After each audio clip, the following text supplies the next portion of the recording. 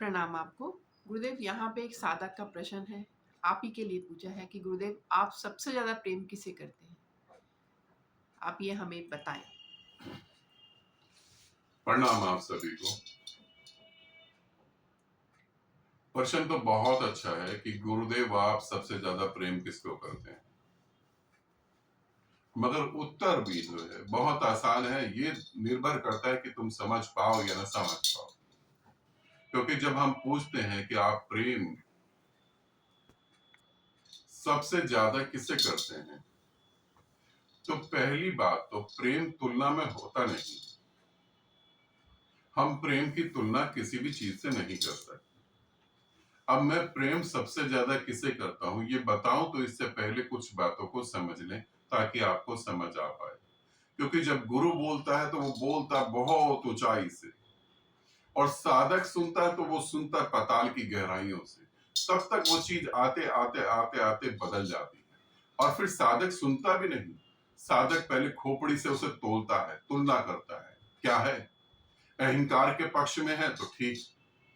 भाई गुरु ने कह दी कि मैं सबसे ज्यादा प्रेम तुम्हें करता हूं, वाह वाह, अब तो गुरु बड़ा ही अच्छा है। परमात्मा बेकार है, गुरु अच्छा है। मगर गुरु ने कह दिया कि मैं तुम्हें प्रेम नहीं करता, मैं तो सभी को करता हूं। अब ये भरोसे लायक इंसान नहीं। अभी वो परमात्मा से अच्छा था, अब ये भरोसे लायक इंसान नहीं। और उसने कह दिया कि मैं तुम्हें छोड़ के सभी से प्रेम करता हूं, अब तो ये कुछ भी नहीं, एक धोखेबाज इंसान। तो हम बातों को अहंकार के हिसाब से तोलते हैं। पहले बात को समझे, एक नदी को समझे। एक नदी का जन्म होता है पहाड़ों पर गिरती हुई बर्फ से। बर्फ गिरती है, धीरे धीरे वो पिघल के पानी के रूप में आती है, और वो इकट्ठे होते होते एक नदी का रूप लेती है। मीठा पानी, जीवन जो देता है, इतना मीठा पानी, गंगा का मीठा पानी। अब गंगा उतरी, बर्फ से पिघलती हुई गंगा धीरे धीरे बहने लगी, पहाड़ों से बह रही है। पहाड़ों में उसकी पूजा करी जाती है, फूल चढ़ाए जाते हैं, धूप अगरबत्ती करी जाती है, दंडवत प्रणाम करा जाता है। देवी कहलाती है गंगा मां। अब वो चलती है मैदानी क्षेत्रों में, तटों पे।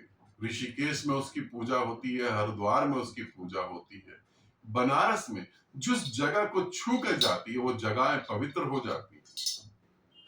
इतना पूजा, इतनी रिस्पेक्ट उसे मिलती है, इतना कुछ उसे मिलता है। वो यात्रा करती है, और उसकी सारी यात्रा रिस्पेक्ट के लिए नहीं होती, ध्यान रखना। उसकी सारी यात्रा रिस्पेक्ट के लिए नहीं होती। उसकी सारी यात्रा तुम्हें जीवन देने के लिए भी नहीं होती। वो चलती चली जाती है और अंततः सागर में, गंगा सागर में जाती है। अपने मीठेपन को भी वो खो देती है, अपनी इतनी रिस्पेक्ट को भी छोड़ देती है, हर चीज त्याग के सागर के साथ एक हो जाती है। क्यों सागर के साथ एक हो जाती है?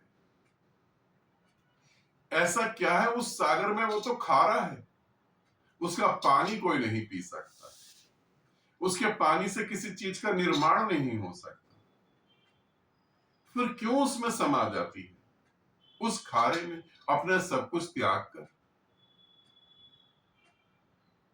क्यों उसके अंदर ऐसी तड़फ होती है कि मैं सागर के अंदर जाके समा जाऊं?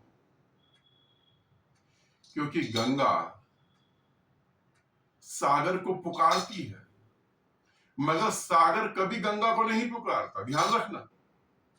सागर अपने में मस्त है, सागर अपने में मस्त है। वो अपनी सीमाएं नहीं तोड़ता गंगा के लिए। वो नहीं कहता कि गंगा तू रुक, मैं आता हूं पहाड़ों में तेरे पास, नहीं, कभी नहीं।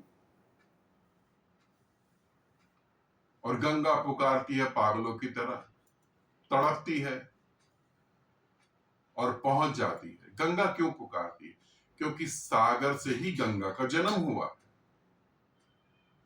तपती सूरज की किरणें जब सागर पर पड़ती हैं तो पानी भाप बन के ऊपर उठता है, वही पानी जाता है पहाड़ों में, बर्फ बन के गिरता है, वही सर्कल। गंगा सागर का ही एक हिस्सा है और बाद में सागर से मिल जाती। अब इस बात को प्रेम से समझो। मैं किसे ज्यादा प्रेम करता हूं? मैं ये कहूं कि मैं किसी को भी प्रेम नहीं करता, ये शब्द भी ठीक नहीं है। और मैं कहूं कि मैं इनको प्रेम करता हूं, उनको प्रेम करता हूं, ये शब्द भी ठीक नहीं। मैं प्रेम हूं और तुम सभी मेरी नदियां हो। तुम मुझसे ही पैदा हुए हो, तुम मेरी तरफ ही गति कर रहे हो।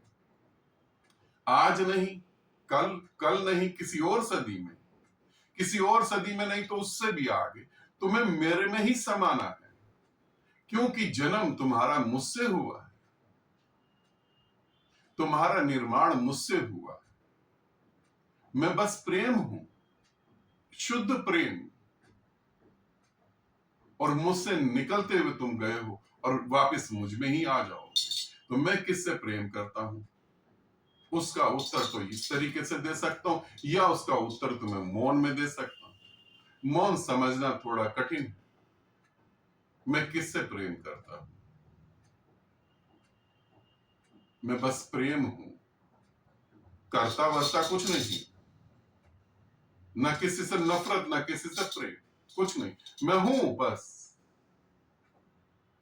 मेरा स्वभाव प्रेम है।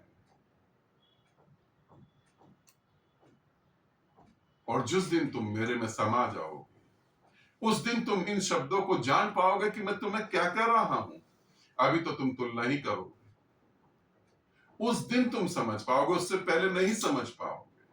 और मेरे में समाने के लिए सब कुछ छूट जाएगा। मान सम्मान छूट जाएगा, घर परिवार छूट जाएगा, समाज छूट जाएगा, सब कुछ छूट जाएगा। जो सब कुछ छोड़ने को तैयार है वही मुझ में समा सकता है, वही जान सकता है प्रेम क्या। जो अपने कंफर्ट जोन को पकड़ के बैठा हुआ है, जो डरा डरा है, जो घबराया हुआ है, जो संदेह से भरा है, वो मेरे को कभी नहीं जान पाएगा। प्रेम की बातें कर लेगा, प्रेम की किताबें पढ़ लेगा, प्रेम के गीत सुन लेगा, प्रेम के बारे में किसी को बता देगा, मगर मिलन नहीं हो पाएगा। मिलन के लिए तो एक नदी की जीवन को समझो, जो मैंने तुम्हें समझाया। तो मैं किससे प्रेम करता हूं, ये उत्तर तुम्हें अब समझ आ गया होगा। और यदि समझ नहीं आया तो जब एक होगे तभी समझ आ पाएगा, उससे पहले नहीं। आनंदित रहो, सदा खुश रहो। बहुत बहुत प्रेम आप सभी।